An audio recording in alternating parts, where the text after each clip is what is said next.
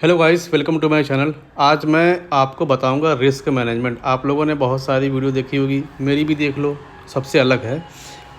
बहुत ही important role होता है रिस्क मैनेजमेंट का ट्रेडिंग में। सारा गेम इसी चीज़ का है और मैं इसमें आपको 5 पॉइंट बताऊंगा। अगर उस चीज़ को आपने माइंड में अपने रख के ट्रेडिंग की ना, तो लॉस तो बच जाएगा आपका। अगर लॉस बच गया तो जाहिर सी बात है, प्रॉफिट तो होना ही होना है। ठीक है, तो ये रिस्क मैनेजमेंट जो होता है, ये एक ऐसा पार्ट है ट्रेडिंग का जो 80-90% लोग इग्नोर कर देते हैं। ट्रेडिंग में इस चीज़ को अवॉइड कर देते हैं। वो खाली स्ट्रेटजी पे सीखते जाते हैं।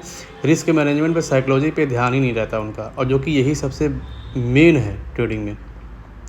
ट्रेडिंग में 80% जो कंट्रीब्यूशन है, 80 से 90% वो स्किल का होता है। लेकिन इसके बारे में ज़्यादा कोई बात ही नहीं करता है, कोई भी बात नहीं करता है। जो न्यू ट्रेडर होते हैं मार्केट में, वो एक्चुअली करते क्या हैं, ठीक है, मैं आपको बताता हूँ। एक होते हैं जो 9:15 से 3:30 तक ट्रेड पे ट्रेड करते रहते हैं। ठीक है, उनको जहाँ दिखा वहाँ ट्रेड किए, उनकी कोई लिमिट नहीं होती है। एक होते हैं जब जब उनको ट्रेड दिखता है तब तब ट्रेड करते हैं, 9:15 से 3:30 के बीच में जो इंट्राडे करते हैं, जब जब उनको ट्रेड दिखा तब तब वो ट्रेड किए। एक होते हैं जो बहुत ज़्यादा लॉस कर देते हैं और रिकवर करने के लिए ट्रेड करते हैं। उन्होंने ट्रेड किया, उनका लॉस हुआ, फिर ट्रेड उन्होंने लिया, फिर लॉस हुआ, तो वो रिकवर करने लग जाते हैं। क्यों? क्योंकि उनकी साइकोलॉजी अभी डेवलप नहीं हुई ना। उनको लॉस अगर दिखता है तो फिर उनको लॉस सहा नहीं जाता है, तो वो रिकवर करने के लिए ट्रेड करते हैं। इस चक्कर में वो और लॉस हो जाता है उनका, और रिकवर करते हैं, फिर और लॉस हो जाता है, और उनका कैपिटल लास्ट में कुछ ही बचता है। फिर वो क्या सोचते हैं कि मैं इस कैपिटल को निकाल लेता हूँ, वरना ये भी मैं गवा बैठूँगा। और कुछ होते हैं जो एकदम ज़ीरो कर देते हैं, 20,000 लेके आए और 2 दिन में वो ज़ीरो कर दिए। एक दिन 15,000 लॉस किए, एक दिन 15,000 लॉस किए, एक दिन 5,000 लॉस किए, 2-3 दिन में अपना कैपिटल ज़ीरो कर देते हैं। ठीक है, एक वो होते हैं जो अपने लिमिट को डिसाइड किए रहते हैं कि आज मुझे इतना कमाना है, 2 से 3 ट्रेड करना है, 5 से 10,000, 2,000, 4,000, जितना भी कमाना है, वो अपनी लिमिट को डिसाइड करते हैं कि मुझे इतना कमाना है, उसके बाद मैं सिस्टम को बंद कर दूँगा। ठीक है, तो जो मैंने ऊपर के पॉइंट्स आप लोग को बताए ना, कि जो 9:30 से 3:30 ट्रेड करते हैं, एक होते हैं जो जब ट्रेड मिलता है तब ट्रेड करते हैं, एक वो होते हैं जो लॉस पे लॉस होता जाता है और वो रिकवर करने के चक्कर में लगे रहते हैं, फिर वो अपना कैपिटल लॉस कर देते हैं। तो ये लोग वो हैं जो अपनी लिमिट को डिसाइड नहीं किए हैं। ठीक है, तभी ये लॉस में हैं, तभी ये लॉस करते हैं। अगर अपनी लिमिट को डिसाइड कर लोगे तो लॉस से बच जाओगे, और अगर लॉस से बच जाओगे तो जाहिर सी बात है, प्रॉफिट तो अपने आप होगा। लॉस को कम कर लोगे तो प्रॉफिट तो अपने आप होगा ना, सिंपल सी बात है।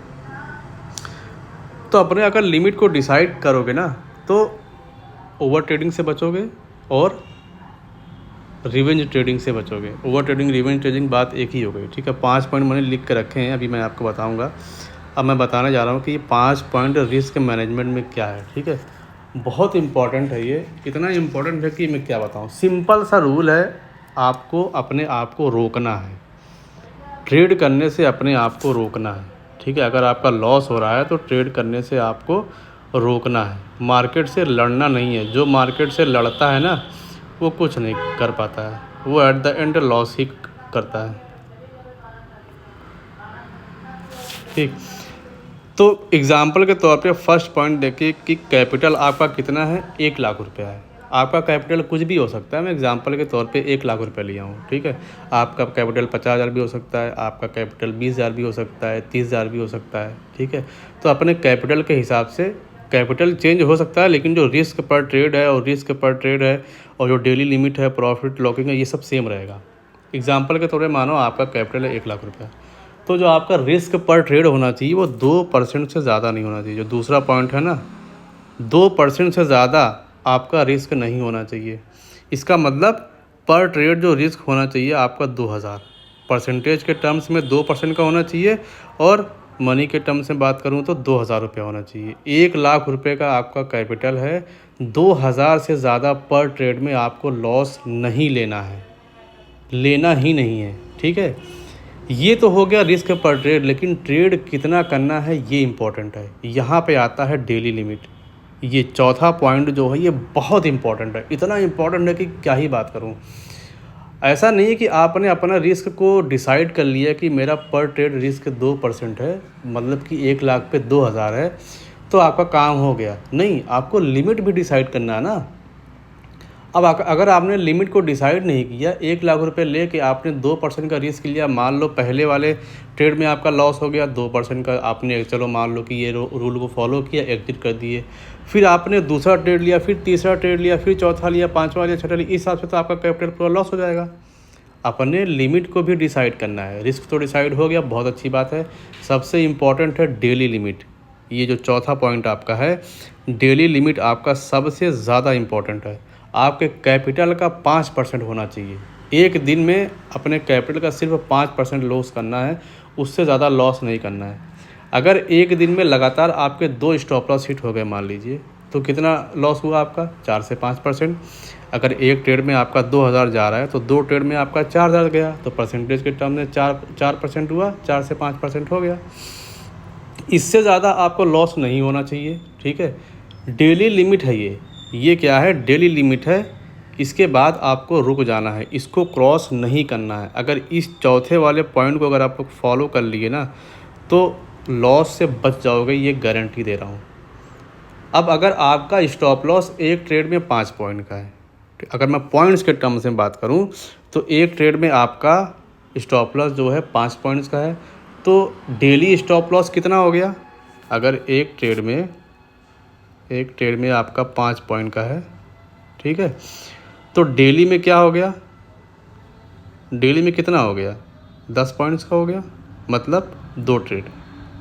अगर 2 में आपका 10 पॉइंट का लॉस हो गया है, 2 ट्रेड आपने कर लिया है, तो आपको रुक जाना है। अपनी डेली लिमिट्स आपने हो चुकी है, आपकी डेली लिमिट्स क्रॉस हो चुकी है। कसम बता रहा हूँ, इसको स्टॉप कर दो।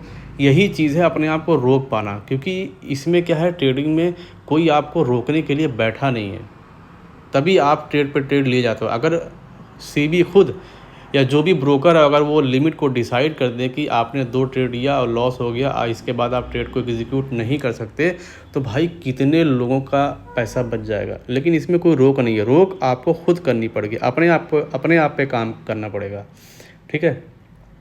अब मान लीजिए कि अगर आपका प्रॉफिट हो गया, 5वां पॉइंट देखो ठीक है, अगर आपका प्रॉफिट हो गया है पहले ट्रेड में, ये मिटा देता हूँ सर। अगर आपका पहले ट्रेड में प्रॉफिट हो गया है, तो कुछ लोग क्या करते हैं कि मेरा तो चलो पहले ट्रेड में प्रॉफिट हुआ है, ठीक है, पहले ट्रेड में मेरा प्रॉफिट हुआ है, चलो दूसरा ट्रेड करता हूँ, पहले में तो प्रॉफिट हुआ ही है, दूसरे में लॉस हो जाएगा तो क्या हो जाएगा? नहीं, ऐसा नहीं करना। अगर आपका पहले ट्रेड में प्रॉफिट हो गया है, मतलब 1,00,000 पे अगर, जाहिर सी बात है, अगर 2% का रिस्क ले रहे हो, 2,000 का रिस्क ले रहे हो अपने 1,00,000 रुपये पे, तो प्रॉफिट कितना लोगे? इसका डबल, 4,000। तो 1,00,000 पे अगर 4,000 का प्रॉफिट हो गया है, तो मतलब कितना हुआ? 1,00,000 का 4,000, 4% हो गया ना, 4 से 5% हो गया। और एक दिन में 5% अपने कैपिटल का प्रॉफिट निकालना, ये बहुत बड़ी बात होती है। इतनी बड़ी बात होती है कि पूछी मत, कोई ऐसा बिजनेस देता ही नहीं है। तो अपने प्रॉफिट को लॉक करो और सिस्टम को बंद कर दो, वरना आपका लॉस हो जाएगा, आप ओवर ट्रेड कर दोगे, ठीक है। तो अपने प्रॉफिट को लॉक करना है। पहले ट्रेड में प्रॉफिट हो गया, सिस्टम को बंद कर देना है, लॉक कर देना है, प्रॉफिट को लॉक कर देना है, उसको निकाल लेना है, उसको घर लेके जाना है और सिस्टम को बंद करना है। फिर अपने आप को शेयर मार्केट में ट्रेडिंग में एजुकेट करना है, ठीक है। ये 5 पॉइंट को अगर आपने फॉलो कर लिया, तो ये गारंटी दे रहा हूँ कि आपका जो लॉस है वो कम हो जाएगा, 101% कम हो जाएगा। लॉस कम हो जाएगा तो आपको कॉन्फिडेंस भी आएगा, ठीक है। आप रूल बेस पे ट्रेडिंग करोगे।